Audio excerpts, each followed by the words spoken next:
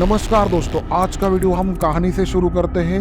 कहानी के अंदर जिस तरीके से स्टोरी बनाई गई है उस तरीके से स्टॉक मार्केट के अंदर भी स्टोरी बनाई जाती है और लोगों को बेवकूफ़ बनाया जाता है। दोस्तों, उसका मैं डाटा के साथ एग्जांपल देने वाला हूं, तो चलो फिर शुरू करते हैं।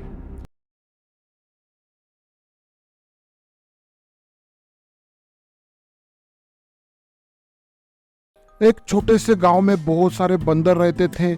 एक दिन एक व्यापारी सेठ गांव में आया और उसने गांव वालों से कहा, मुझे बहुत सारे बंदर खरीदने हैं, मैं हर बंदर के लिए आपको 50 रुपए दूंगा। गांव वालों को यह सौदा अच्छा लगा। वे जंगल में गए, बंदरों को पकड़ा और व्यापारी को बेच दिया। व्यापारी ने सारे बंदर खरीद लिए और गांव से चला गया। कुछ दिन बाद वही व्यापारी फिर से गांव में आया और इस बार उसने कहा, मैं अब बंदरों के लिए 100 रुपए दूंगा। गांव वाले फिर से जंगल में गए, जो बंदर बचे थे उन्हें पकड़ा और व्यापारी को बेच दिया। अब गांव में बहुत कम बंदर बचे थे।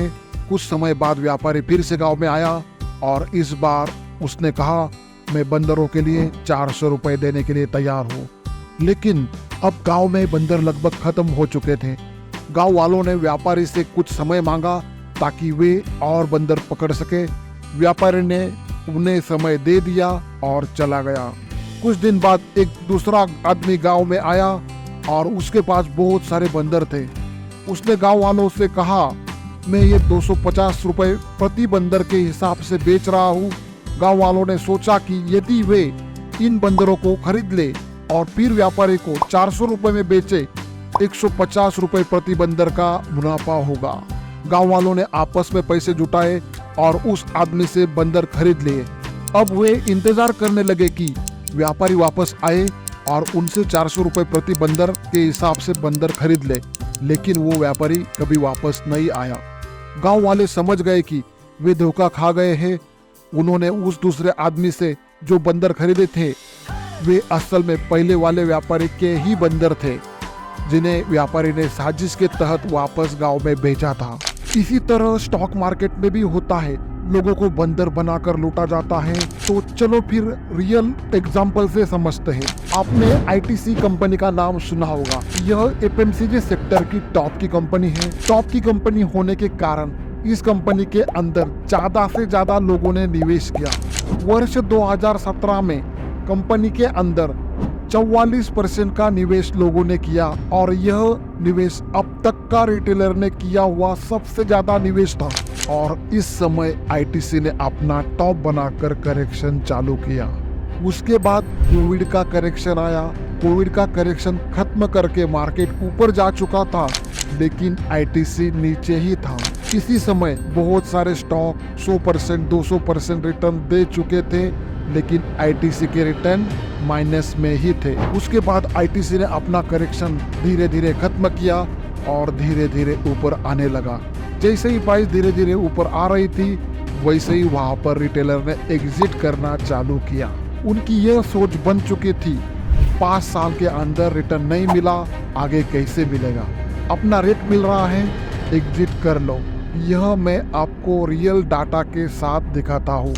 यहाँ पर आपको जून 2021 से जून 2022 तक का क्वार्टरली शेयर होल्डिंग पैटर्न दिख रहा होगा। जून 2021 से जून 2022 तक रिटेलर ने 45% आईटीसी के अंदर होल्डिंग किया था और इसी समय एफआईज का मात्र 11% आईटीसी के अंदर या होल्डिंग था। लेकिन सितंबर 2022 से एफआईज का होल्डिंग बढ़कर 42% हुआ और उसी समय रिटेलर का होल्डिंग 14% हुआ। उन्होंने सभी होल्डिंग लॉस में एफआईज को बेच दिया। दोस्तों, अगर आपको एडवांस डिमांड सप्लाई सीखना है तो डिस्क्रिप्शन में दिए हुए लिंक से आपको अकाउंट ओपन करना है और मुझे व्हाट्सअप करना है। व्हाट्सअप नंबर डिस्क्रिप्शन में दिया है। इसी तरह TFCIL का रियल टाइम चार्ट देखते हैं तो नीचे एफआईज ने बाय किया और ऊपर की तरफ बेच दिया और वहां पर रिटेलर फंस गया। ऐसे कितने उदाहरण दे दूं, जैसे कि ओएनजीसी के अंदर गवर्नमेंट का 0 होल्डिंग था, लेकिन गवर्नमेंट ने सितंबर 2022 में अपना होल्डिंग बढ़ा दिया और रिटेलर ने उनके पास का होल्डिंग बेच दिया। इसी समय चार्ट ऊपर की तरफ चला गया दोस्तों यहाँ पर भी रिटेलर 2014 से लॉस में बैठा था।